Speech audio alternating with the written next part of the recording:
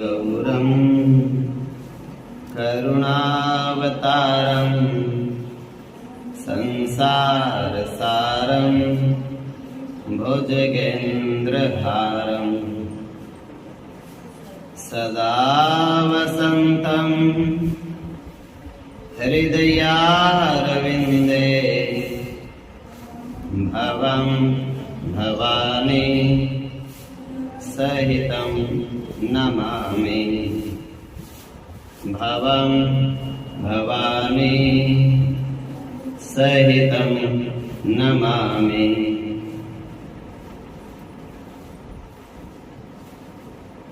बोलिए काशी विश्वनाथ भगवान की जय।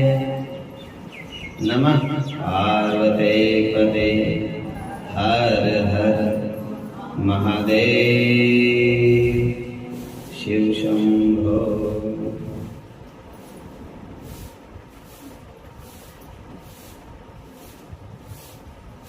अपने जीवन को पवित्र करते हुए अपने जीवन का लाभ लेते हुए भगवान शिव और मां पार्वती के संयुक्त मंत्र ओम नमः शिवाय की धुन का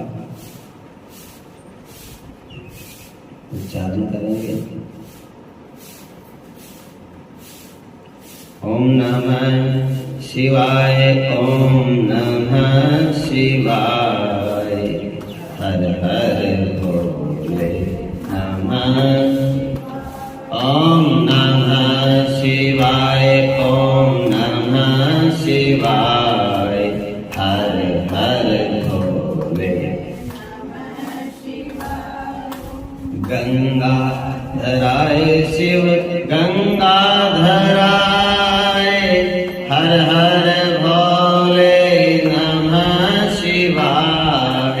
गंगा धराय शिव गंगा धराय, हर हर भोले नमः शिवाय। ओम नमः शिवाय, ओम नमः शिवाय, हर हर भोले नमः शिवाय।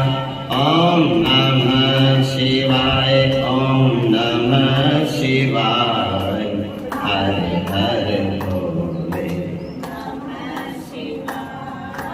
विश्वेश्वराय शिव विश्वेश्वराय, हर हर भोले नमः शिवाय। विश्वेश्वराय शिव विश्वेश्वराय, हर हर भोले नमः शिवाय। ओम नमः शिवाय, ओम हर हर भोले नमः शिवाय। ओम नमः शिवाय, ओम नमः हर हर भोले। गंगाधराय शिव गंगाधराय, हर हर भोले नमः शिवाय। गंगाधराय शिव गंगाधराय, हर हर भोले नमः शिवाय। ओम नमः शिवाय, ओम नमः शिवाय, हर हर। ए माई वहीं बैठ, वहाँ बैठ पीछे उनके लगे। ए माई बोलिया हर हर भोले नमः। विश्वेश्वराय शिव विश्वेश्वराय, हर हर भोले नमः शिवाय। विश्वेश्वराय शिव विश्वेश्वराय, हर हर भोले नमः शिवाय। ओम नमः शिवाय, ओम हर हर भोले नमः शिवाय। ओम नमः शिवाय, ओम नमः शिवाय, हर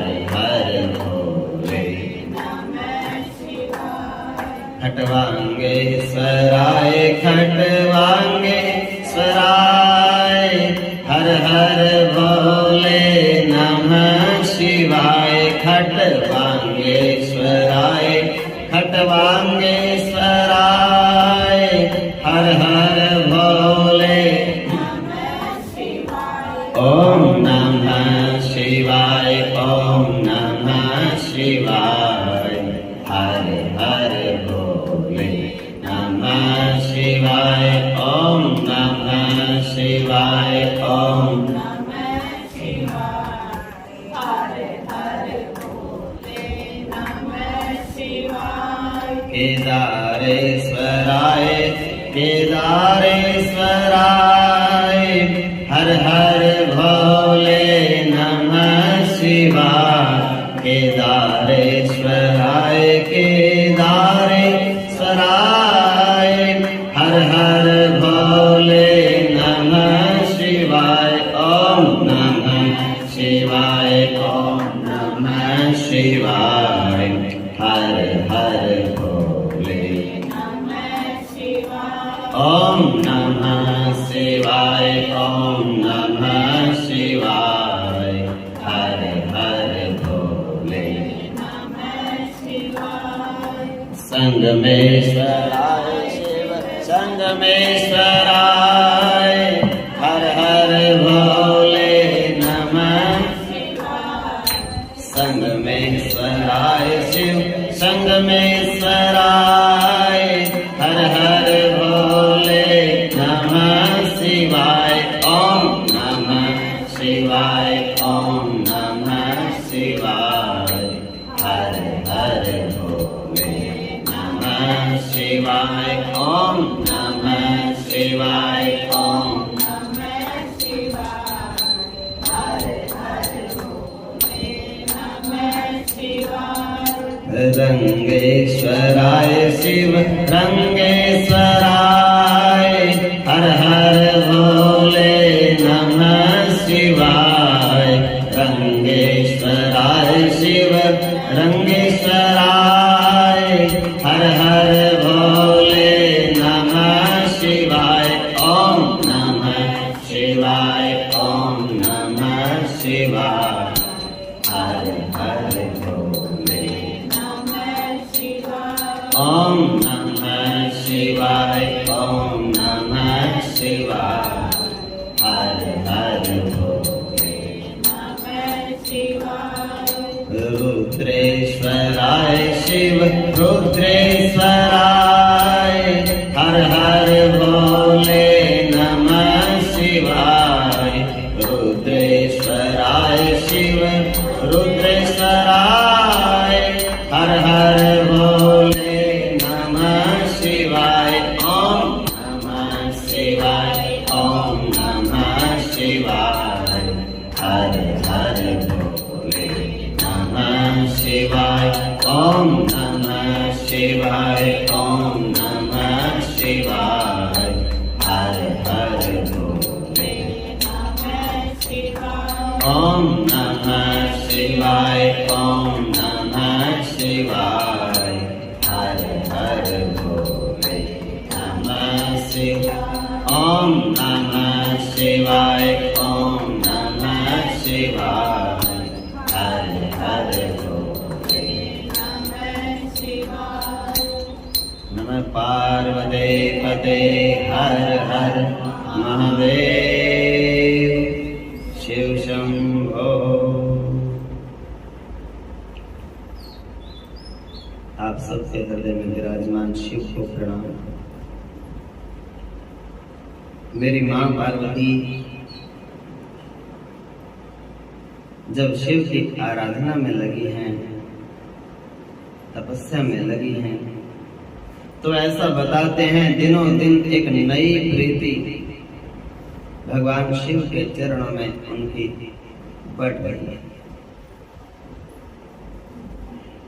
जहां तक भक्ति की बात आती है तो दिनों दिन प्रीति में अभिवृद्धि होती रहती है। जहां प्रेम बढ़ता रहे उसको भक्ति कहते हैं। जहां व्यक्ति प्रेम का आनंद लेने लग जाए और रुक जाए प्रेम, उसको ज्ञान कहते हैं। और जहां ऐसा विचार आए कि मैं तो प्रेम करता हूं पर सामने वाला तो करता ही नहीं, वहां प्रेम होता नहीं है। वो दोनों में से कोई प्रेम नहीं करता। प्रेम करने वाला कभी प्रेम मांगता नहीं। माँ अपने बच्चों से प्रेम करती है। माँ के बच्चे प्रेम ना भी करें, वो फिर भी करती है। वो फिर भी उनका कहेगी ना, मेरे तो बच्चे हैं।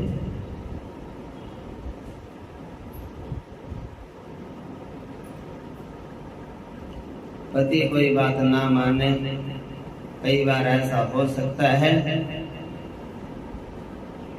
जिसको समझ नहीं होती, वो देवियां पति से बहुत तनाव में रहने लग जाती हैं कि मेरी बात तो सुनता ही नहीं, मैं भी नहीं सुनती आज की बात तेरी बात। लेकिन ऐसे स्वभाव का बेटा पैदा हो जाए जो अपने सुनता नहीं, फिर भी माँ कभी नहीं सोचती कि मैं इस बेटे को त्याग दूं। पति को छोड़ने के विचार आजकल की जनरेशन में बहुत जल्दी आ जाता है मन में। मैं उनको समझाता हूँ, तुम जैसे पति को छोड़ रहे हो आज, अगर ऐसे नालायक तुम्हारे बेटा पैदा हो जाएगा, उसको छोड़ के कहाँ जाओगे? उसमें तो बड़ी ममता दिखाओगे। उसको तो कहेंगे नहीं, इसको तो हम छोड़ सकते नहीं, ये तो हमारा बेटा है। जितना बेटा प्यारा होता है उतना पति भी तो प्रिय होना चाहिए। एक व्यक्ति को समझ जरा कम है तो घर को बसाने की जिम्मेवारी तो दोनों की बराबर है। एक समझदार नहीं तो दूसरा बसाओ, घर को बर्बाद मत करो। एक के चक्कर में तुम भी उजाड़ रहे हो घर को। तो ये समझदारी नहीं है। प्रेम उसी का नाम है कि सामने वाला प्रेम करे ना करे, मैंने तो इसको जीवन अर्पण कर दिया, मैं तो इसकी सेवा करूंगी, प्रेम है। बदले में जो कुछ मांगता नहीं, उसको प्रेम कहते हैं। भक्तों ने भगवान से प्रेम किया, और जिन भक्तों ने कुछ मांगा नहीं उनको तो भगवान मिले, और जिन्होंने संसार की चीजें मांगी उनको संसार की चीजें तो मिली, पर भगवान ने उनसे पीछा छुड़ा लिया कि लो ये मांगा था आपने, ये ले मैं चला। भगवान कहते हैं योग चाहे तो योग दे डारूं, भोग चाहे तो भोग दे डारूं, मुक्ति चाहे तो मुक्ति दे डालूं। और भगत जो लेन न देन करे, जो कुछ लेता ही नहीं, मांगता ही नहीं, ना तो भक्ति मांगता, ना मुक्ति मांगता, ना योग मांगता, ना भोग मांगता, और भजन करता है बस। भगवान कहता है उसके पास तो फिर मैं ही बैठा रहता हूँ, भैया कभी ना कभी तो मांग लेना, मैं तो तेरे पास ही बैठ गया। भगत कहता है बस तू ही चाहिए था, तू मेरे पास बैठ गया, मांगने की जरूरत क्या पड़ी? मांगूंगा तो आप चले जाओगे, मैं तो मांगूंगा ही नहीं, आप ही रहो। ये नियम है भक्त का। और जहां हम बदले में मांगते हैं उसको तो व्यापार कहते हैं। इस हाथ ले, इस हाथ दो। कई बार बच्चे आपस में करते हैं ना, बोले लाओ ये चीज मेरे को दे दो और मेरे वाली चीज आप ले लो। बोले नहीं, तुम मेरे वाली भी ले जाओगे और अपने वाली भी नहीं दोगे। बोले फिर क्या? बोले इस हाथ ले और इस हाथ दो तुरंत। तो जहां ये बात है वहां प्रेम नहीं होता, वो तो व्यवहार हो गया, व्यापार है, वो तो व्यवसाय है। घर में किसी भी रिश्ते में व्यवसाय नहीं होना चाहिए। घर में तो जितने भी लोग हैं, चाहे बेटा है, चाहे बेटी है, चाहे पति है, चाहे देवर जेठ है, चाहे सास ससुर है, कोई भी है, ये सोचो मैं इन सब की सेवा मैं कर दूं। ये मेरी करें ना करें, मैं करूँ इनका। क्यों? ये सब मेरे हैं, ये घर मेरा है, ये परिवार मेरा है, इनको सुख देने के लिए मैं पैदा हुआ हूँ। इसके अलावा और कुछ काम नहीं आते इस शरीर। मर्यादा में रह के अच्छी अच्छी शिक्षाएं दो और अच्छी अच्छी सेवा करो शास्त्र के अनुसार। ऐसा नहीं कोई झूठ बोल के आपको उल्लू बना दे और आप उन्हीं की बातें मानते रहो, ऐसा नहीं। मर्यादा है, जब खुल के पकारे तो सबके लिए प्रेम से बनाओ। ये थोड़ी है कि अपना बेटे के लिए तो बना दिया और देवरानी जेठानी का बेटा पास में बैठा है, बोले ना हमने तो कर रखी है सलाह, फैसला कर रखा है, बोले तुम अपनों के बनाओ हम अपनों के बनाओ। ये कोई फैसले नहीं होते। एक दिन किसी को काम हो गया, बोले हमने तो सलाह करी थी, बोले क्या? बोले सब्जी तुम बनाओगे रोटी हम बनाएंगे। अब वो है ही नहीं तो इसके मतलब सब्जी तो आज मिलेगी ही नहीं किसी को। ऐसा नहीं, ये छोटी सोच वालों के काम है। बड़ी सोच रखो। घर का मालिक अपने आप को समझ के, और मालिक सेवा कराने के लिए नहीं समझना, सेवा करने के लिए। वो सेवा करे अपनी मर्जी से, करा लो, मना भी नहीं करना। कोई बहू बेटा सेवा करे, मना थोड़ा ही करना है। हाँ बेटे आशीर्वाद है, लेकिन अगर वो ना करें तो भी उतना ही प्रसन्न रहना है उनके ऊपर जितना प्रसन्न सेवा करवा के रहते हो। बिना करे भी बोले भैया हमारी तो स्वभाव है प्रसन्न रहना, तुम सेवा करोगे वो तुम्हारा काम है, नहीं करोगे तुम्हारा काम है, हमारा तो काम है तुम्हारे को आशीर्वाद देते रहना। बराबर जिस दिन सेवा करोगे उस दिन भी उतना ही आशीर्वाद मिलेगा, जिस दिन नहीं करोगे उस दिन भी उतना ही आशीर्वाद मिलेगा, कोई कमी नहीं हम करेंगे। सूर्य को कोई जल देता है, प्रणाम करता है, नमस्कार करता है, उसको भी उतनी ही रोशनी देता है। कोई नमस्कार प्रणाम नहीं करता सूर्य को, सूर्य उसको भी बराबर रोशनी बराबर प्रकाश देता है। सूर्य बनो, देवता बनो, ऊंचे उठो।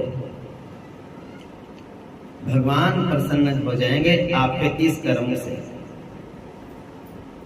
भगवान कहेंगे ये मेरे वाले गुण इसमें आने लगे। अब भगवान में यही तो गुण है। भगवान को कोई प्रणाम करे ना करे, जो प्रणाम करते हैं भगवान उनको भी रोटी कपड़ा जल वायु धरती सब कुछ देते हैं। जो प्रणाम नहीं करते उनको भी रोटी कपड़ा जल वायु धरती माता अन्न सब देती है। तो इनके जैसे बनो। धरती के जैसी माँ होती है, आकाश के जैसा पिता होता है, तो ऐसे बनो, प्रसन्न रहो। कोई हमें कुछ दे ना दे, हम तो जो कुछ हमारे पास है सब कुछ सेवा के लिए है। चाहे ज्ञान है, चाहे अन्न है, चाहे जल है, चाहे वस्त्र है, चाहे हमारा शरीर है, काम में आ जाए, काम करता रहे। योग करने की जरूरत नहीं, जो सबकी सेवा करता है खुश होकर के। योग उसको करना पड़ते हैं जो उदास रहता है, दूसरों की सेवा नहीं करता है, फिर उसको नकली का हंसी हंसनी पड़ती है पार्कों में जाके, हा हा हा हा ऐसे करके। क्यों? असली की हंसी तो आती ही नहीं।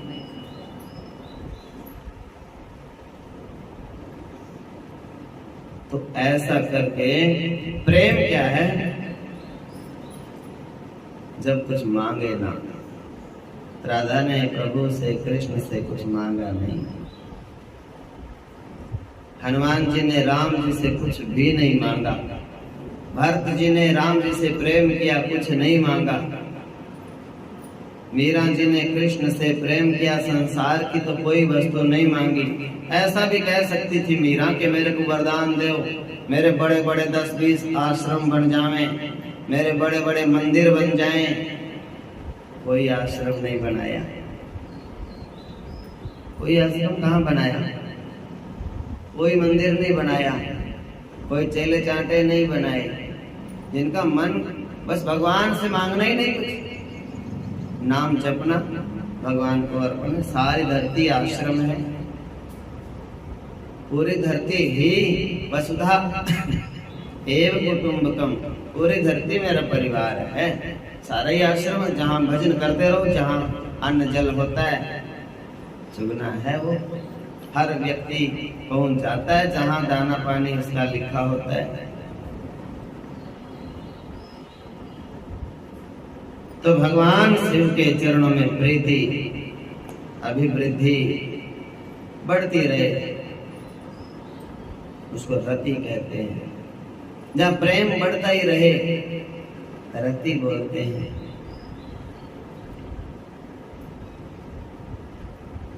जन्म जन्म रति राम पद।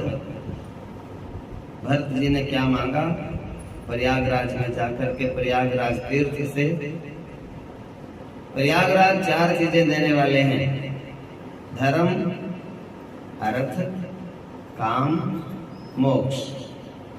और भरत कहते हैं मुझे तो चारों नहीं चाहिए, अर्थ ना, धर्म ना, काम ना, और गति ना चाहूं निर्वाण, चारों नहीं चाहिए। प्रयागराज कहते हैं फिर क्या, 5वीं मेरे पास है ही नहीं कुछ। भरत कहते हैं बस आप तो इतना आशीर्वाद दे दो, जन्म जन्म रति राम पद। राम मेरे जो प्रभु हैं, उनके चरणों में जितना मेरा आज प्रेम है, आज मेरी रति है, उतनी ही हर जन्म में रहे। यह वरदान न अन्य वरदान नहीं, बस एक ही वरदान चाहिए, जन्म जन्म रति राम पद। यह वरदान न आन। भक्ति करना बड़ा आसान है, बस जो हम कर रहे हैं, शरीर से तो काम करते रहिए, विचारों को एक ही वस्तु मांगना शुरू, सोचना शुरू करें कि मुझे जन्म जन्म रति राम पद। जो मेरे प्रभु हैं, कृष्ण हैं, शिव हैं, राम हैं, दुर्गा मैया हैं, गणपति जी हैं, जन्म जन्म मेरा को उनके चरणों में रति हो जाए, प्रेम हो जाए। दूसरा नहीं वरदान कोई चाहिए। आपको भक्ति चाहिए तो आप ये दोहा रोज बोलना शुरू कर दीजिए, बड़ा आसान सा है। नहीं याद होता लिख के दे देंगे। क्या है? अर्थ ना धर्म ना काम रुचि, लेकिन एक शर्त है, ये बोलना अकेले बैठ के है, किसी के पास बैठ के नहीं, अकेला भगवान को बोलना है। जब भी कुछ मन में मांगने की बात आए भगवान जी से, उसी समय ये दोहा बोल दो भगवान जी को। मन में आए कि भगवान जी से कुछ मांग लूं, हाथ जोड़े, प्रणाम किया, नमस्कार किया, तीर्थ में गए और मन करता है कि अपने बच्चों के लिए, परिवार के लिए, घर के लिए, शरीर के लिए कुछ ना कुछ मांगूं, तो ये दोहा ही बोल दो। अर्थ ना धर्म ना काम रुचि, गति ना चाहूं निर्वाण, जन्म जन्म रति राम पद। यह वरदान न आन। अर्थ ना धर्म ना काम रुचि, गति न चाहूं निर्वाण, जन्म जन्म रति राम पद। यह वरदान न आन। यही वरदान दे दो, जन्म जन्म में मेरी इसमें रति हो जाए। तो उसके बाद क्या बताया? भक्ति आपको चाहिए, तो भक्ति कैसे मिलती है? 2 तरीके बताए भक्ति आपको यदि चाहिए। सबसे पहला तरीका, प्रथम भक्ति संतन कर संगा। प्रथम भक्ति संतन कर संगा, दूसरी रति मम कथा संगा, दूसरी रति मम कथा प्रसंगा। दो तरीके बता दिए।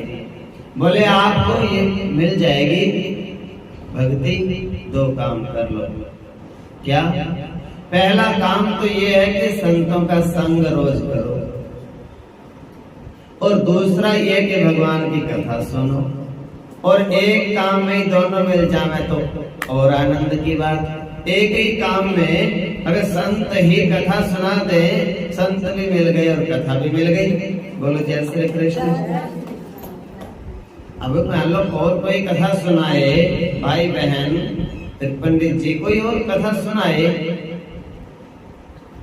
फिर उनसे कथा तो सुन ली, अब संतों के पास अलग से जाना पड़े दर्शन करने। अब दोनों ही काम एक ही बार में हो जाए। चलो सखी, उस देश में जहाँ कृष्ण का राज, एक तो निर्भर दर्शन करे, एक पंथ दो काज, और नीर भी भर लेंगी जमुना जी का, और कृष्ण का दर्शन भी हो जाएगा। रास्ता तो एक ही है, काम दोनों बन जाएंगे। ऐसी होती है भगवत कृपा, संत कृपा। इसमें रति जैसे जैसे बढ़ती चली जाती है संतों के वचनों में और भगवत कथा में, तो ये जो नश्वर संसार है, इसके भोगों से अपने आप मन मुड़ जाता है। अपने आप ही मन को कुछ नहीं समझाना पड़ता अलग से, मन को ये संतोष हो जाता है। ये कथा में और संतों के वचनों में ऐसी सामर्थ्य है। व्यक्ति को 4 रोटी की भूख है, मन ऐसा हो जाता है संतों की संगत करके कि 3 खा ली बहुत है, क्या करना है 4 खा ली, 3 भी बहुत है। ये तो 2 टाइम 3 टाइम खानी है, ज्यादा खा के भी परेशान होने वाली बात है, फिर करवटें बदलेंगे, कोई इतना जरूरी नहीं है।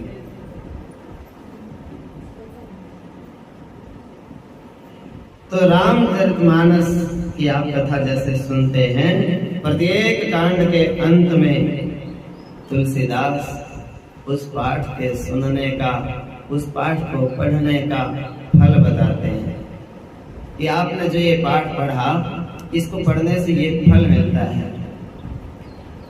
इस तरह से भक्ति का आशीर्वाद दिया गया, उसी प्रकार विरति का आशीर्वाद। अवश्य हो ही भवरस विरति। क्या होता है इसके? भव सागर में जो सुख दिख रहा है संसार में, उन सुखों से अपने आप मुंह मुड़ के पता चल जाता है ये सुख तो 5-10 मिनट के हैं। आप कोई भी चीज खाते हो, कितनी देर मुंह में रहती है वो वस्तु? 2-4 सेकंड, उसके बाद तो गले से नीचे जाएगी। तो उसका जीव का सुख तो बस इतनी देर है जब तक वो मुंह में है।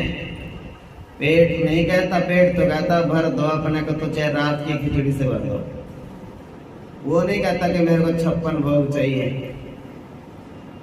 वो तो जीव कहती है थोड़ा टेस्ट ये भी दिखाओ, थोड़ा टेस्ट उसका भी दिखाओ, थोड़ा टेस्ट उसका, वो तो जीव कहती है ना। और कितने भी बढ़िया महंगे से महंगे पदार्थ खा लो, 2 घंटे के बाद तो मिट्टी होना है। कोई भी संसार का सुख है वो सब 2 पल का है। एक सुख ऐसा है जीवन में जो केवल सिर्फ हमेशा हमेशा के लिए है, जिससे जीव हमेशा के लिए, सदा के लिए, सर्वदा के लिए सुखी हो जाता है।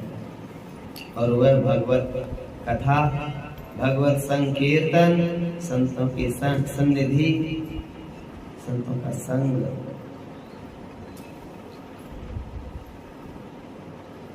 भरत की जो कथा को सुन लेता है ना, उसका फल क्या लिखा तुलसीदास जी ने? भरत चरित करने नियम से जो भरत जी का चरित्र पढ़ता है या सुनता है रोज, तुलसी जैसा दर सुनहि सिया राम पद प्रेम।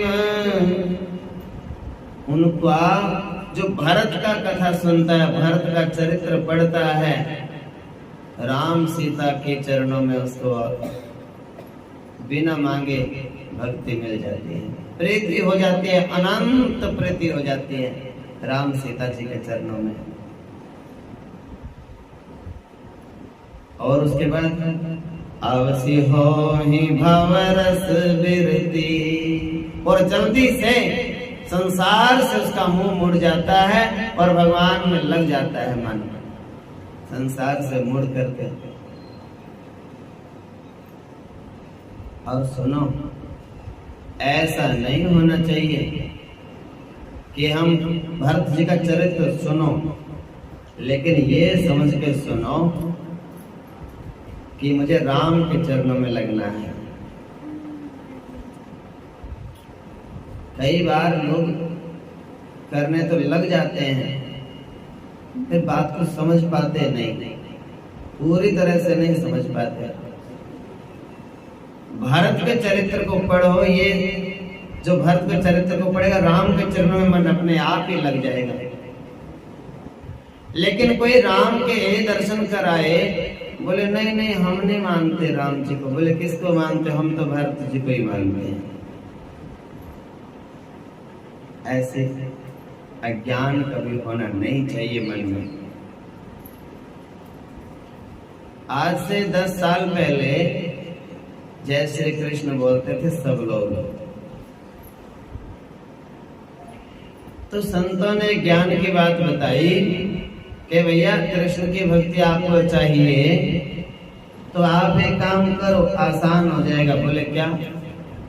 बोले राधे राधे बोलो। किस लिए बोलना है? कृष्ण की भक्ति प्राप्त हो जाए इसलिए। अब राधे राधे बोलना शुरू कर दिया। अब हर बात में होती है राधे राधे। अब उनसे पूछा, तुम राधे राधे तो बोलते हो, कृष्ण की भक्ति आपको तो जल्दी मिल जाएगी।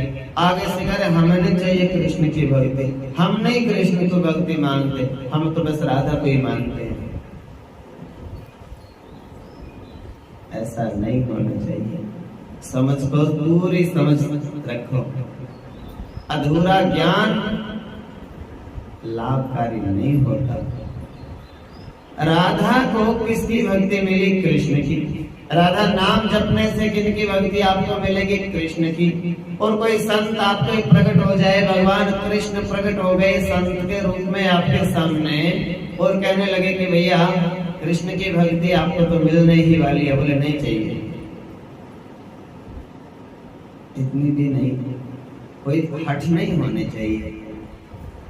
ये कहना चाहिए कृष्ण का नाम, आप कृष्ण के भक्ति आप मुझे दे रहे हो, ये भक्ति के लिए तो राधा जी ने झोली फैला के रखी अपनी कि लाओ कृष्ण की भक्ति मुझे दो, और मैं राधा का दास हूं और मुझे कृष्ण की भक्ति मिल रही है, मैं मना करूं, ये तो मेरी मूर्खता हो जाएगी। राधा के भक्त आप तभी हो जब आप कृष्ण के दर्शन से प्रसन्न हो जाओगे। राधा तो कृष्ण के नाम सुनते ही प्रसन्न हो जाती हैं, और तुम राधा के ऐसे जिद्दी भक्त होगे कि हम तो कृष्ण को मानते ही नहीं, हम तो बस राधे राधे रटते हैं। ऐसा लिखा है।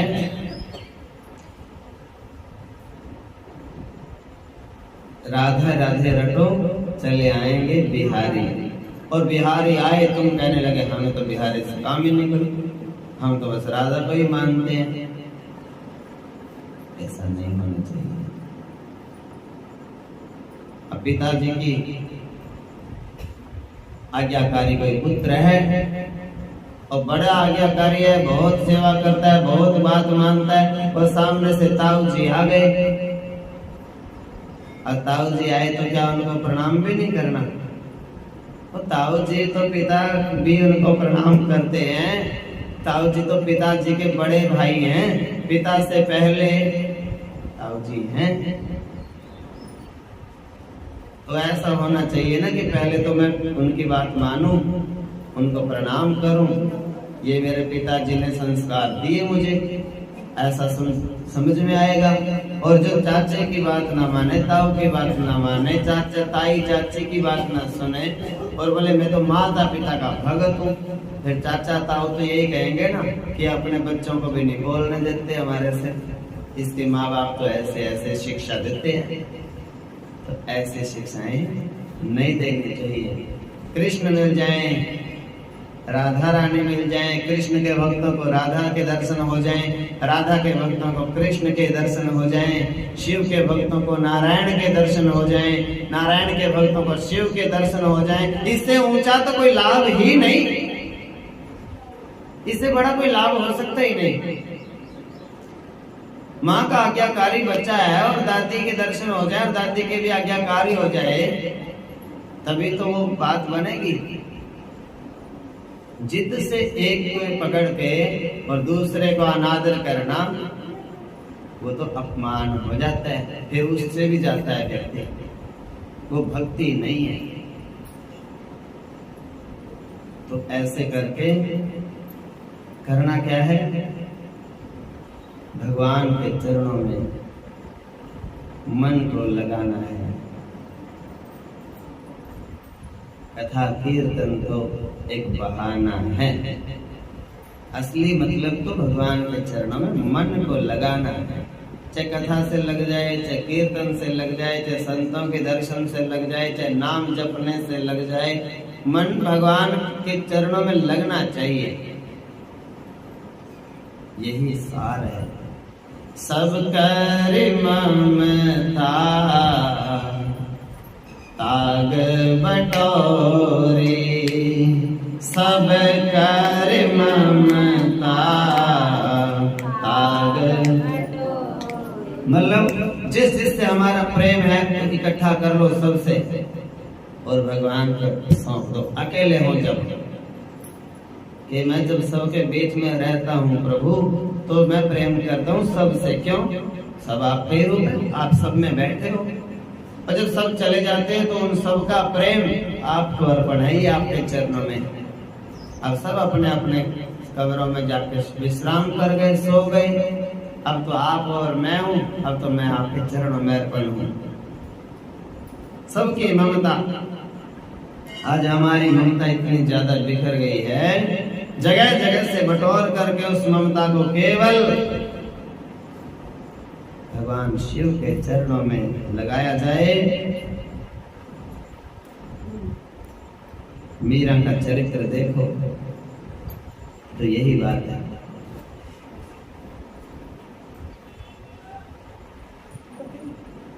एक व्यक्ति ने जगह जगह पे पैसा इन्वेस्ट कर रखा था, लगा रखा था कई कामों में।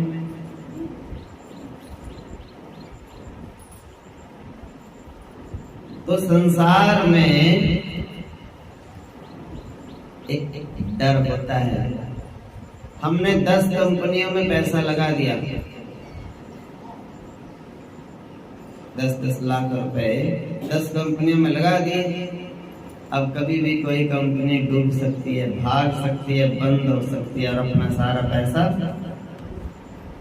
मर जाएगा, नहीं आएगा फिर वापस। और ये आध्यात्मिक संसार में यदि आपने इन्वेस्ट किया, ये कंपनी डूबने वाली नहीं। जो हमने जाप किया, जो हमने भजन किया, वो भगवान को सौंप दो। संसार को कितना भी भजन करते रहो, संसार वाले आपको फिर भी भाग जाएंगे छोड़ के। उनके लिए आप महल मांगो, मकान मांगो, बेटे मांगो, ब्याह शादी मांगो, नौकरियां मांगो। जितनी जल्दी नौकरी मिल जाएगी, उतनी जल्दी शादी हो जाएगी, उतनी जल्दी तुम्हारे को छोड़ के चले जाएंगे शहरों में बड़े बड़े। अब रहो बूढ़ा बुढ़ी गांव में और छोरे रहेंगे बाहर। अब मन समझा लेंगे कोई ना, पड़ोसियों के भी रह रहे हैं, हमारे चले गए तो क्या बात हो रही। यही तो सोच के मन समझाना है। सब छोड़ छोड़ के अपने अपने पड़ोसी हो जाते हैं। सास को बहू पूछती है तुम्हारे घर में क्या बनाया है, बोले हमने तो दाल बनाई है। और सास पूछते है बहू को तुम्हारे घर में क्या बनाया भाई। हाँ देखो उनका घर अलग, सास का घर अलग होता है और बहू का घर अलग हो गया। पड़ोसी हो गए कि नहीं, खुद पड़ोसी हो जाते हैं। हाँ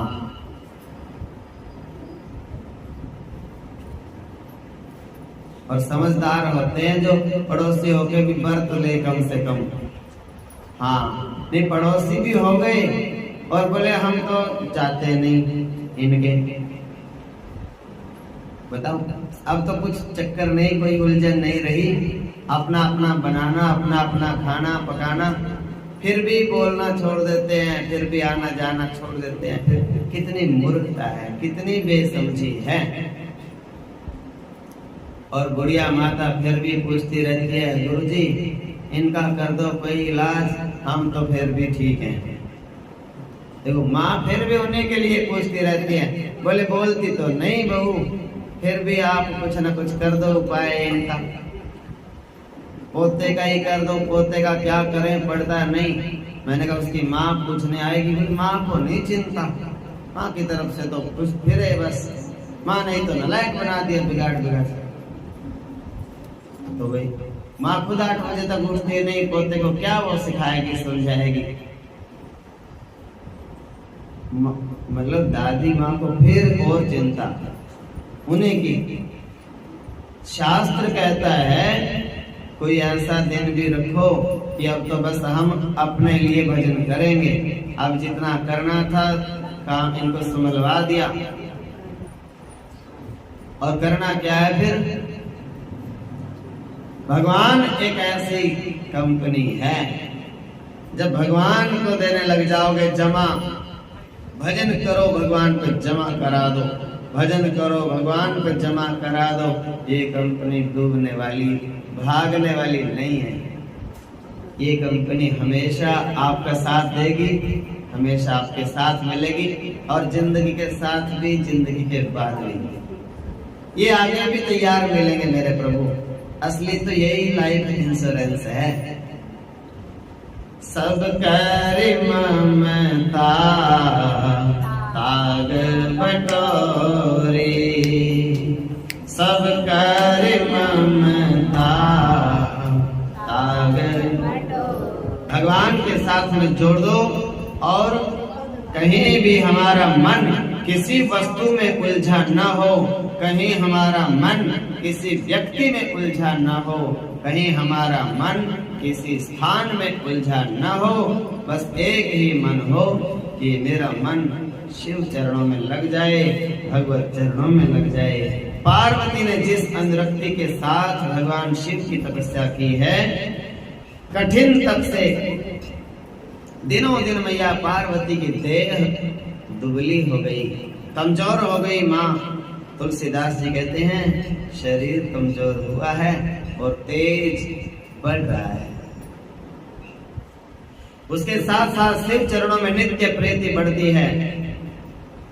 यदि आप भगवान जी का हर रोज बहुत सुंदर सुंदर श्रृंगार करते हैं, नई नई झांकी तैयार करते हैं, भक्त को कभी उसमें नीरसता नहीं, आलस्य नहीं, प्रमाद नहीं होता।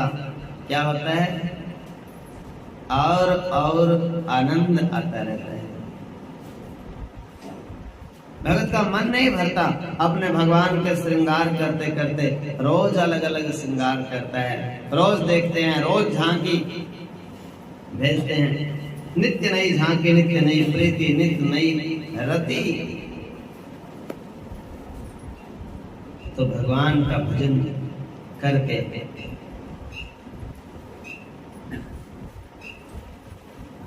भक्ति का अर्थ क्या है? भक्ति का अर्थ है भरोसा। विश्वास नहीं तो कुछ भी नहीं, इसी को भक्ति कहते हैं। आस्था ही जीवन का आधार है। शिव का मतलब भरोसा, विश्वास का घनीभूत रूप है भोले बाबा। दूसरी बात, आप में क्या होना चाहिए? भोलापन।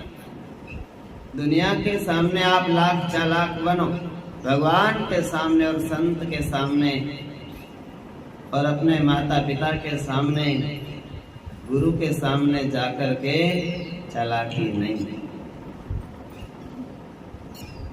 माँ बाप से चालाकी नहीं, गुरु से संत से चालाकी नहीं, और भगवान के सामने जाके कोई चालाकी नहीं। जैसे हो बता दो।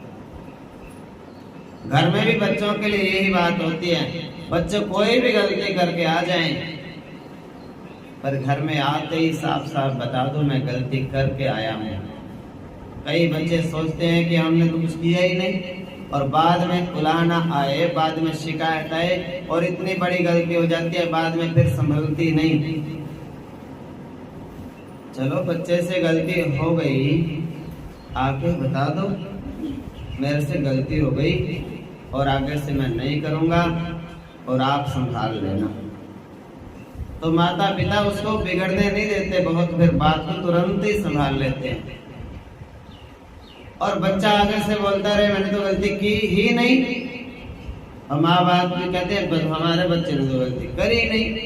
अब बात बढ़ती और ज्यादा बढ़ गई, और फिर कहीं से ऐसी बात मिल जावे, किसी ने वीडियो बना रखी, किसी ने रिकॉर्डिंग कर रखी, किसी ने गवाह तैयार कर रखे, और नीचा देखने पड़े माँ बाप को भी और बच्चे को भी, फिर वो बात संभलती नहीं है।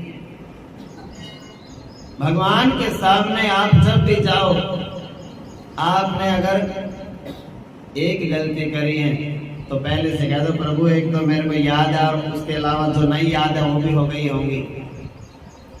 मैं तो गलतियों का ही पुतला हूं। ऐसे ही तो है। क्या बोलोगे आप कि हम तो, हाँ कोई पुतली भी बोल देगी, हाँ ऐसा भी। हम तो अपने अपने समझ हैं। तो भोलापन, भोला भंडारी हैं शिव, निष्कपट भगवान का भक्त हो और कपटी हो। तो जो कपटी है और भगवान के सामने भजन कर रहा है, भगत नहीं हो सकता। एक ऐसे भक्त थे रामायण में, जब हनुमान जी पर्वत लेने गए थे ना, संजीवनी बूटी लेने पर्वत, तो वो ऐसे ले आए। तो रास्ते में एक भक्त बन के बैठे थे, रावण ने बैठाया था उनको, हालने में था, क्या नाम था, हाँ ऐसा कुछ था उनका नाम। और ऐसे गा रहा, बोले मैं तो राम ही राम पुकारूं। बस हनुमान जी ने सोचा तो बड़ा भक्त है, और टेढ़ा टेढ़ा देखे ऐसे। उसका रावण ने ऐसे बैठा रखा था उसको कि हनुमान जी को देर लगा देना और सूर्य निकल जावे। तो वो तो हनुमान राम करते हैं काम तो सब, वो तो पता चल जाता है। छल कपट ज्यादा लंबा नहीं चलता। कोई वेश बदल के आपको कथा सुनाए बड़ी बड़ी, बहुत लंबे दिन नहीं चलती वो बातें, वो तो 2.5 दिन की बात होती है, पता तो चल ही जाता है। काल नेमी का तो पता ही चलेगा। फिर हनुमान जी ने उसको उद्धार कर ही दिया। बोलो जय श्री कृष्ण। यदि भक्त है तो कपटी नहीं हो सकता, निष्कपट होना चाहिए। भोला भाला भक्त भगवान को पसंद है, ज्यादा चालाक भक्त भगवान को पसंद नहीं है। तुलसीदास जी के शब्दों में, निर्मल मन जन सो मोहि पावा, निर्मल मन जन सो मोहि पावा, मोहि कपट छिद्र न भावा, मोहे कपट छल छिद्र न भावा। निर्मल मन। और तीसरी बात, बहुत ऊंची ऊंची बातें हैं ये, मैं कोशिश करता हूं रोज कि आप उस लेवल तक पहुंच जाएं जहां भगवान के सिवा कुछ नहीं, भगवान ही भगवान दिखने लग जाएं, प्रहलाद की तरह आपकी नजर हो जाए। इतनी ऊंचा कोर्स आपको करा रहा हूं, इतनी ऊंची पढ़ाई है ये, और इसको बस ध्यान से सुन लो और मन में लगन बना लो कि हमें भगवान से मिलना है और इन बातों के ऊपर चलना है। उद्देश्य बना लो और कुछ मेहनत नहीं करनी अलग से। तीसरी बात है कि भगत भीगा होना चाहिए भक्ति में, रस में, भक्ति के आनंद भक्ति का। उसके अंदर संकोच, शर्म, रूखापन नहीं होना चाहिए। भगत तो प्रसन्न होता है। भगत कौन होता है? किसी का भी दर्शन हो जाए बस मुस्कान होनी चाहिए चेहरे पे। हाँ, ज्ञानी रूखा हो सकता है, योगी रूखा हो सकता है, लेकिन जो भक्त है वो तो दूसरों के दर्शन होते ही सीधा ही बोले राम राम जी, आप ठीक हो, मुस्कुराएगा पहले। भक्त की ये बात होती है। भगवान कहते हैं कि उसमें भीगापन होना चाहिए, रूखापन नहीं होना चाहिए। जो बात ही ना करे किसी से, मुंह बना के रखे जीरो के जैसा। जीरो होती है ना, जीरो हिलती जुलती थोड़ी है। अब वो तो भाई ऐसे ही रहता है स्टैचू की तरह। अब वो दूसरा देखता है कुछ हिले डुलेगा, अब वो ऐसे ही स्टैचू बन जाता है। आंख भी नहीं हिल रही, होठ भी नहीं हिल रहे, देख भी गर्दन भी नहीं मुड़ रही, और सीधा ही सीधा जा रहा है। तो बस ऐसे ही, ना दाएं ना बाएं। और रोज पता है भाई अड़ोस पड़ोस वाले हैं तेरे, और साथ वाला बोल भी देता है, बोलिए तुम्हारी पड़ोसन गई, जान दो। हाँ, इनका तो ऐसे ही सारा दिन यही काम है। ऐसा नहीं, भगत वो होता है बिना बोले निकलना ही नहीं। हाँ, जय श्री कृष्ण, हर हर महादेव, पास में से बोल के निकलो। 2.5 दिन के लिए तो आए हैं यहाँ, ये तो दर्शन मेला है, इस बात की नाराजगी। तो ये है, कौन है ले बात करने। और पूज्य डोंगरे जी महाराज कहते थे कि आप भक्ति पथ पर चल रहे हो या ज्ञान मार्ग में चल रहे हो, यदि आप समर्थ सदगुरु की सन्निधि में हो, उनकी कृपा दृष्टि में आपकी यात्रा चले, ये बहुत आवश्यक बात है। भक्ति करो या ज्ञान में चलो या कर्म योग में चलो, सबसे भाग्यशाली जीव कौन है? जो गुरु के बताए रास्ते पे रोज पूछता है, रोज चलता है। देखो, एक तो बच्चा पढ़ता है, अपने आप घर पे किताबें खरीद ली और पढ़ता है खुद ही, बताने वाला कोई नहीं। एक लाइन समझ में नहीं आई, बताने वाला कोई है ही नहीं। और एक बच्चा ऐसा है कि रोज हर शब्द का अर्थ गुरु उसको बताते हैं, अध्यापक बताते हैं उसको, हर बार पूछता है, वो एक एक मिनट में पूछता है इस अक्षर का क्या मतलब बनेगा, इस सवाल का जवाब क्या बनेगा, और गुरु उसको अच्छी तरह से समझाते हैं। उस बच्चे को आसानी से उसकी विद्या सफल हो जाती है, जीवन बन जाता है सफल।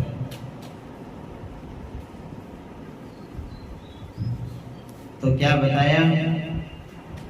ये बहुत जरूरी है कि आपके जीवन में जो भक्ति आप कर रहे हो गुरु के सानिध्य में करें, गुरु से पूछते रहें। 3 प्रकार के गुरु होते हैं। पहला गुरु है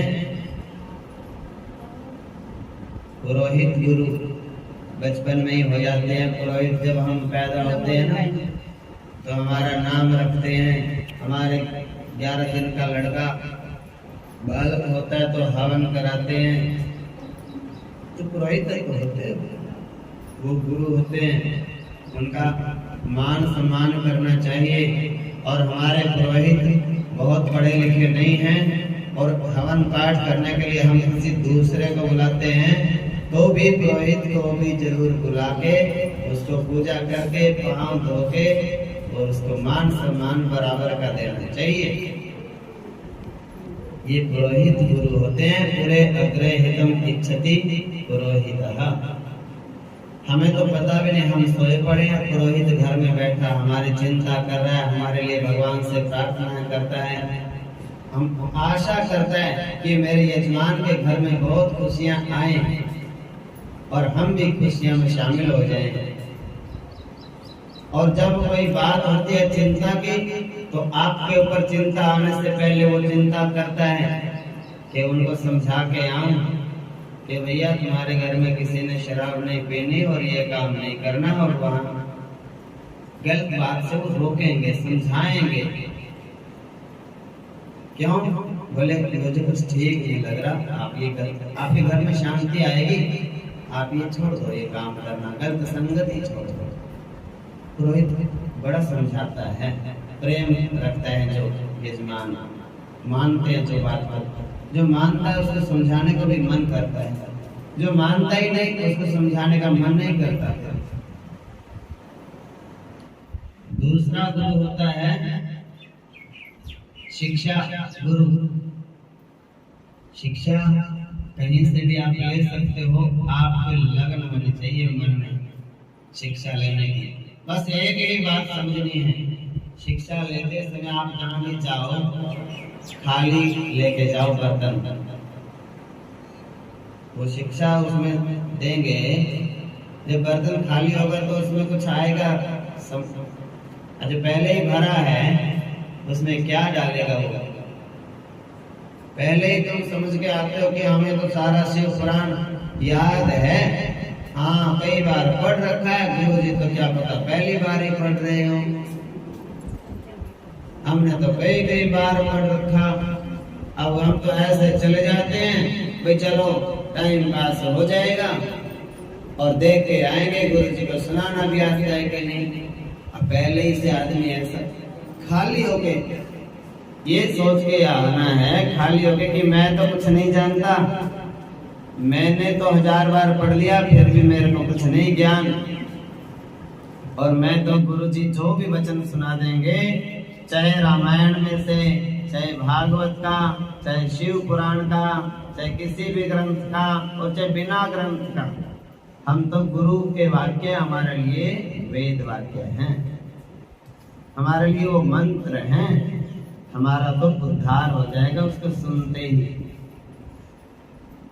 और हम उन बातों को सबको लेके आएंगे घर में, अकेले बैठ के उनको विचार करेंगे, विचार करके उनके ऊपर खुद चलेंगे, खुद चल के अपने बच्चों को भी जो जो हमें हमारे प्रति श्रद्धा रखता है उन सबको भी वो बातें बताएंगे। जबरदस्ती नहीं बताना किसी को। कोई पूछे, कोई आपकी माने उसको बताओ, जो माने ही ना उसके साथ में झगड़ा करे तीनों टाइम, बोले जोत लगा, वो कहती है मैं तो नहीं लगाती। अब नहीं लगानी पड़ेगी, अब तो लगानी पड़ेगी, कितने दिन लगवाएगी ऐसे झगड़ के जोत। झगड़ के किसी से भक्ति नहीं करानी चाहिए, और अपनी मर्जी से कोई करे उसको रोकना भी नहीं चाहिए। बोलो जय श्री कृष्ण। झगड़ के भक्ति कराओगे तो आपकी भक्ति खराब हो जाएगी, आपको क्रोध आ जाएगा, आप भी डोलू फेंक दोगे, तू नहीं जाती तो मैं भी नहीं जाती, हाँ लोग कहेंगे तो सास तो जाती नहीं, बहू जाती है, और ऐसे फेंक देगी वो भी डोलू। ऐसा नहीं करना भैया, तुम भी लगो, हम तो लगी रहे हैं और तुमने नहीं लगना तो मैं क्या कर सकती हूँ। सलाह देते हैं हम तो रुकने वाले हैं नहीं। हमारा तो हो गया कथा का टाइम और कल से टाइम रोज का 4 बजे का है। तो यही तो बात है, क्योंकि 2-4 दिन देखना चाहिए। थोड़ा हो सकता है जल्दी सुनने में और जल्दी जाने में वापस और भी आनंद की बात हो, तो ऐसी बात है। तो क्या करना चाहिए? भक्ति सद्गुरु के सन्मार्ग में करनी चाहिए। और यदि ऐसा नहीं करते, यदि गुरु के बिना योग मार्ग में चलोगे, योग होते हैं ना, ज्ञान योग और दूसरे योग भी होते हैं जिसमें शारीरिक योग, व्यायाम को भी आजकल योग बोलते हैं। वैसे ये योग नहीं होता, ये व्यायाम होता है।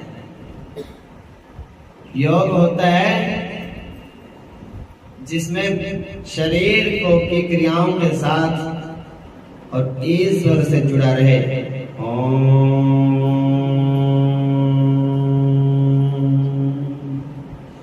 जितनी देर भी शरीर के आसन करे, उतनी देर में एक पल भी आपका मन ओम से ना हटे।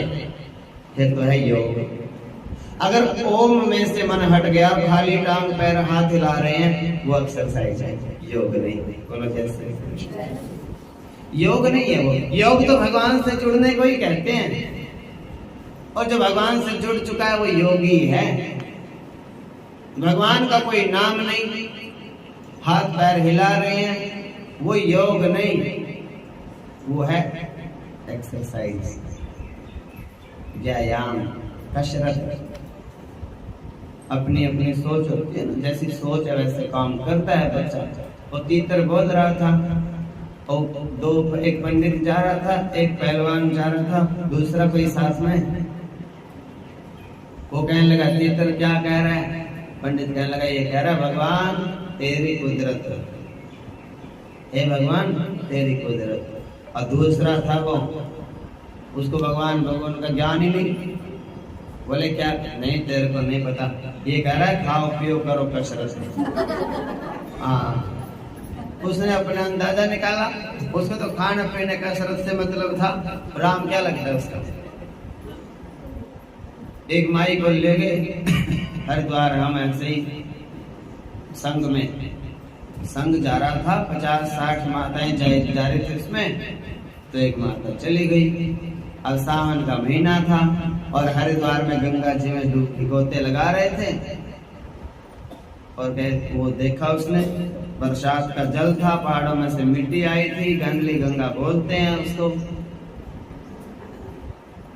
और कहने लगी कोई एक बात बताऊं गुरु जी। अब उसको गुरु तो कहना ही नहीं आता। एक बात बताऊं गुरु? मैंने कहा बताओ। बोले कहाँ ले आए यहाँ इतने दूर इस मिट्टी वाले पानी में? इससे अच्छा तो हमारे रमजाई का पानी था।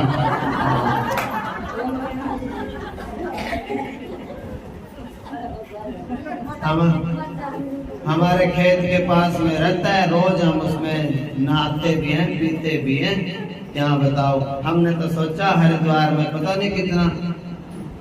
मतलब ये सोच के ऊपर डिपेंड करता है। तीर्थ में जाओ तो मिट्टी नहीं देखनी, श्रद्धा देखो। आस्था होनी चाहिए, श्रद्धा होनी चाहिए, विश्वास होना चाहिए। विश्वास हो फलदायक है, विश्वास ही तो फल देगा। अब विश्वास नहीं, श्रद्धा नहीं और शक्ल देख रहे हैं, शक्ल से बात नहीं बनेगी। खाली शक्ल तो इतनी अच्छी हो जावे और दिन में तारे दिखा देवे कोई, उस शक्ल को तो दूर से ही बस पैर प्रणाम कर दो। तो भैया सास ऐसी होती हैं, बहुत तो सुंदर होने चाहिए। हाँ, सुंदर सुंदर का क्या करेगी? कोई गुण तो होए अल्ले पल्ले। खाली सुंदरता चमड़े से काम नहीं चलता, गुण की पूजा होती है।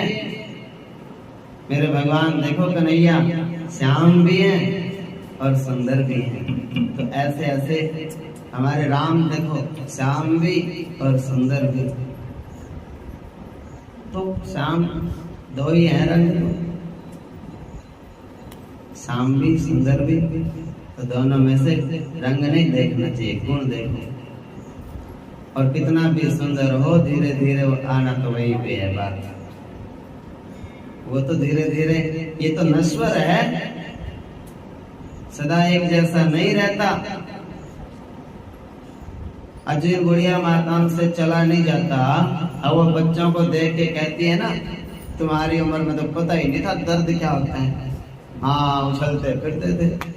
मन कोई कहती है अपनी अपनी स्टोरी बताती, कोई कहती है मैं 50 किलो का कट्टा अकेली उठाती थी, कोई कहती है मैं 60 किलो अकेली ले जाती थी 2 कोस।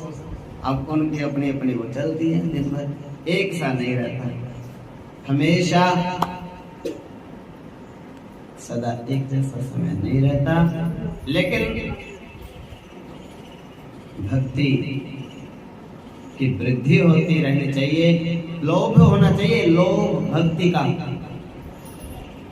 भगवान के नाम का लोभ होना चाहिए कि मेरी भक्ति रोज बढ़ रही है कि नहीं, मैं एक कदम रोज आगे कुछ सीख रहा हूं कि नहीं, ऐसा लोभ होना चाहिए। गुरु के बिना योग करोगे, बिना सीखे योग करोगे, रोगी हो जाओगे। देखा देखी साधे योग, छीजे बदन जागे रोग। देखा देखी योगी नहीं बनना चाहिए, गुरु से सीखो एक एक स्टेप, कैसे कैसे चलना है, कैसे कैसे।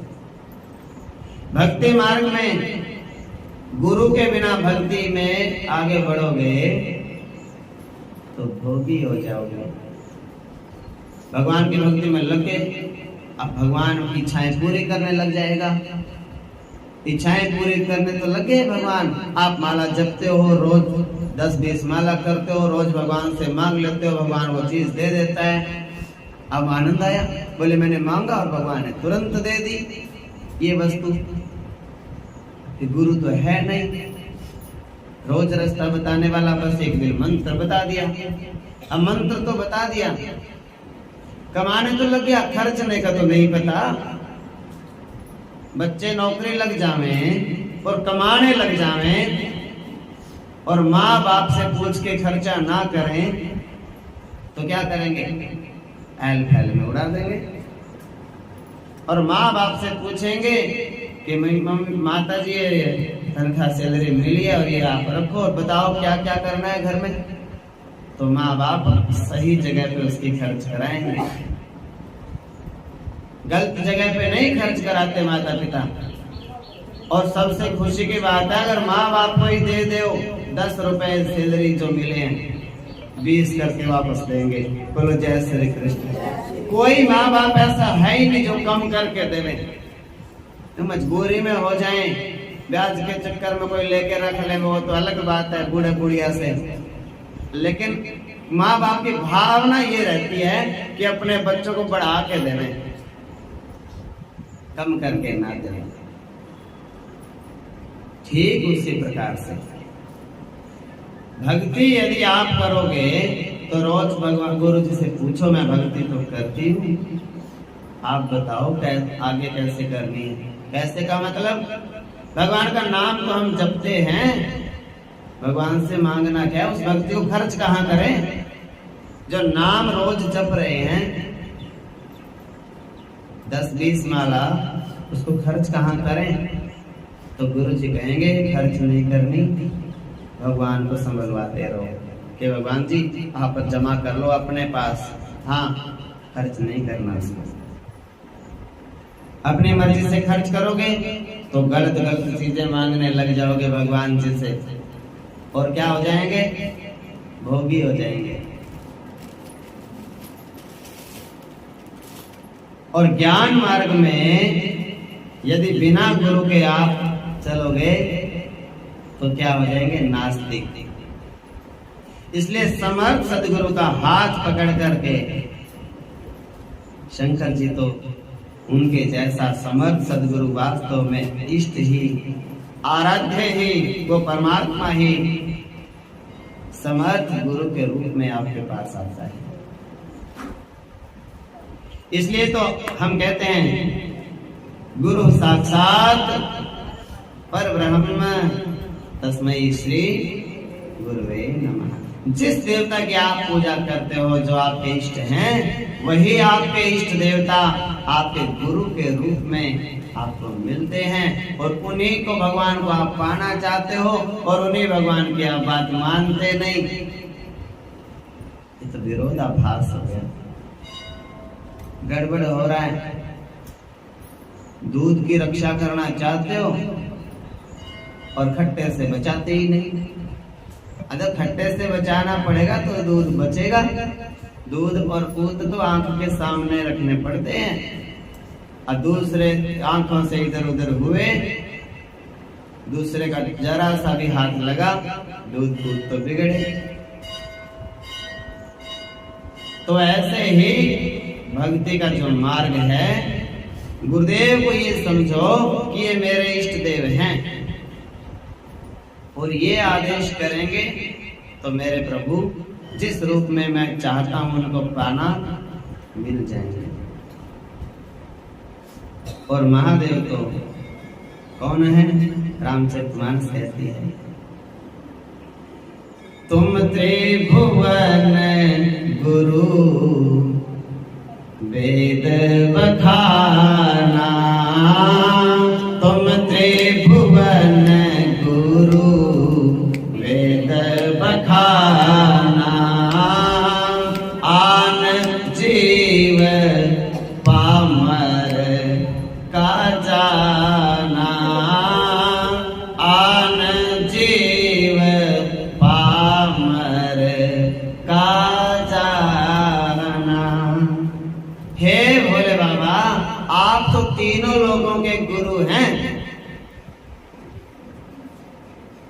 ऐसा कौन कहता है? वेद कहते हैं। वेद क्या कहते हैं? तीनों लोगों के गुरु भगवान शिव है। कृष्ण की भक्ति करते हो ना, तो शिव को गुरु मानना ही पड़ेगा। शिव से बड़ा कोई भक्त नहीं है कृष्ण का। सबसे बड़े भक्त भोले बाबा हैं, भगवान कृष्ण विष्णु के, राम जी के। अब उनके बिना तुम राम जी को कैसे मिल सकते हो, कृष्ण जी को? और जो ऐसा सोचते हैं ना कि हम तो कृष्ण को मिल जाएंगे और शिव की जरूरत ही नहीं, पापी हैं। वो क्या जाने शिव के बारे में? आन जीव पामर क्या जाना, आन जीव पामर का जाना। तो विश्वास होना चाहिए, पहली बात। दूसरी बात, भोलापन होना चाहिए। भोला भाले भक्त बनो, मिलने की तरह, नामदेव जी की तरह। कुत्ता रोटी ले गया, बोले चुपड़वा तो ले ओ। हाँ, बिना चुपड़वाए खाओगे क्या? भोलापन। और तीसरा, नमी, शीतलता। हृदय में, आंखों में नमी होनी चाहिए। चैतन्य महाप्रभु जी की आंखें देखी किसी ने? ध्यान से देखना निताई जी की आंखों को। चैतन्य महाप्रभु के दर्शन जिसने भी किए हैं, चित्र को भी उनके देख ले कोई, आंखों में ऐसा लगता कि भर भर के डबडबा रही हैं आंखें चैतन्य महाप्रभु जी की। तो आंखों में नमी होनी चाहिए, हृदय में उत्साह होना चाहिए, क्योंकि उत्साह ही हृदय का सबसे बड़ा बल है। उत्साहो बलवान आर्य नास्ति उत्साहात् परम बलम, स उत्साहस्य हि लोकेषु न किंचिदपि दुर्लभम। वाल्मीकि रामायण का ये श्लोक है। इतना अद्भुत, इतना सुंदर श्लोक है। उत्साह है तो सब कुछ आप पा सकते हो, और हौसला नहीं है आप में तो आप कुछ नहीं कर सकते। जवान बच्चा भी हौसला छोड़ देवे तो कुछ कर सकता है नहीं, और वृद्ध व्यक्ति भी हौसला रखे तो सब कुछ कर जाते हैं। सबसे बड़ी चीज है हिम्मत, हौसला। वीर तुम बढ़े चलो, धीर तुम बढ़े चलो, सामने पहाड़ हो, सिंह की दहाड़ हो। ऐसे करके ना तो रुके ना झुके, हौसला होना चाहिए, हिम्मत होनी चाहिए, विश्वास, भोलापन, पूर्ण भाव, पूर्ण हृदय भक्त के लिए तीनों बातें आवश्यक हैं। और भगवान शंकर जो त्रिभुवन के गुरु हैं, पूरी सृष्टि ही शिवलिंग है, पुरुष प्रकृति के मिलन से जो सृष्टि है। तो यहीं पे आज की कथा को विश्राम देते हैं। इस प्रकार ये गुण आप अपनाएंगे और भगवान की भक्ति में लग जाएंगे। बोलो वृंदावन बिहारी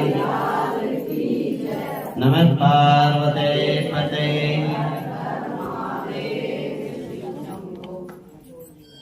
नमामि समीशान निर्वाण रूपम वेभं व्यापकं ब्रह्म वेद स्वरूपम निर्जं निर्गुणं निर्विकल्पं निरीहं चिदाकाशमाकाश भजेऽहं निराकारमोङ्कार मूलं तुरीयं गिराज्ञानबोधितमीशं करालं महाकाल कालं कृपालं गुणाकार संसार पारं नतोऽहं तुषाराद्रिसङ्काश गौरं गभीरं मनोभूतकोटि प्रभास्ति स्फुरन्मौलिकल्लोली चारुगङ्गा लसद्बालबालेन्दु कण्ठे भुजङ्गा चलकुण्डलं सुनेत्रं विशालं प्रसन्नाननं नीलकण्ठं दयालं मृगाधीशचरमाम्बरं मुण्डमालं प्रियं शङ्करं सर्वनाथं प्रचण्डं प्रकृष्टं प्रगल्भं परेशम् अखण्डं अजं भानुकोटिप्रकाशं त्रयः शूलनिर्मूलनं शूलपाणिं भजेऽहं भवानि पतिं भावगम्यं कलातीतकल्याण कल्पान्तकारी सदा सज्जनानन्ददाता चिदानन्द सन्दोह मोहापहारि प्रसीद प्रसीद न यावत् उमानाथ पादारविन्दं भजन्ति न लोके परे वानराणां न तावत् सुखं शान्ति सन्तापनाशं प्रसीद प्रभो सर्व न जानामि योगं जपं नैव पूजां न तोऽहं सदा सर्वदा शम्भुतोऽभ्यं जराजन्म दुःखौघातप्यमानं प्रभो पारितां नमामि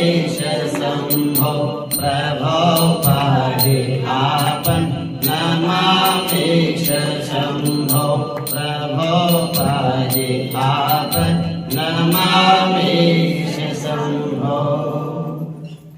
रुद्राष्टकमिदं प्रोक्तं विप्रेण हरतोषये ये पठन्ति नरा भक्त्या तेषां शंभो प्रसीदति। श्री गोस्वामी तुलसीदास कृतं श्री रुद्राष्टकं भगवते सांब सदाशिवार्पणमस्तु। नमः पार्वते पते वृंदावन बिहारी लाल की जय जय श्री राधे।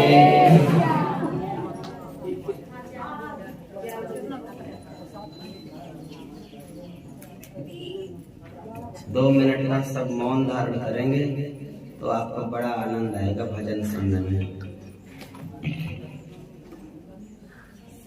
भजन तो बोल सकते हो, बाकी बातें नहीं बोलनी। मतलब मौन का मतलब है ये जो कहानी। माइक ले लो, माइक। माता माइक ले लो, माइक ले लो। राम को मांग ले मेरे प्यारे,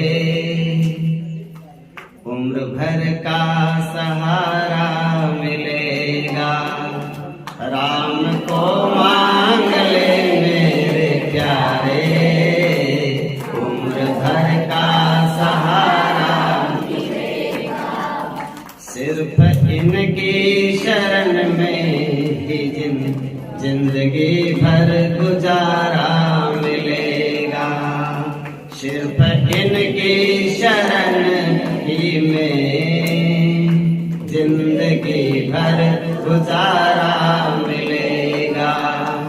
राम को मांग ले मेरे प्यारे, उम्र भर का सहारा मिलेगा। सिर्फ इनकी शरण ही में ये जिंदगी भर गुजारा मिलेगा।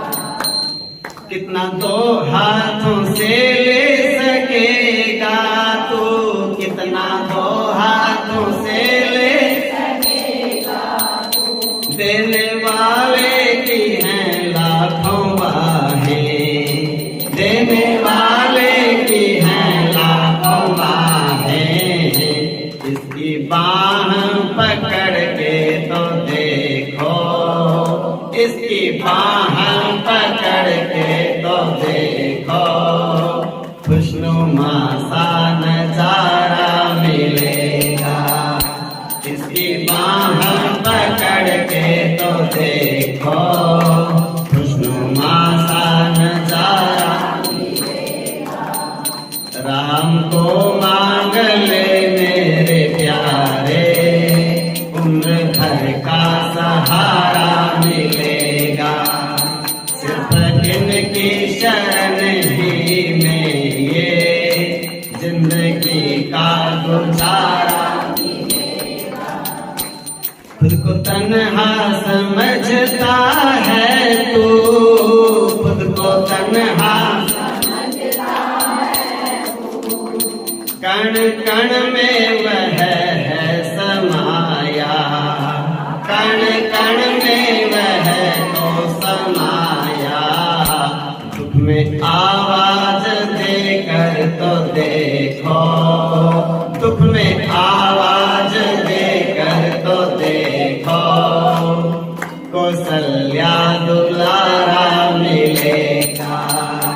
दुख में आवाज देकर तो देखो, कौशल्या दुलारा मिलेगा। राम को मांग ले मेरे प्यारे, जिंदगी का नजारा मिलेगा।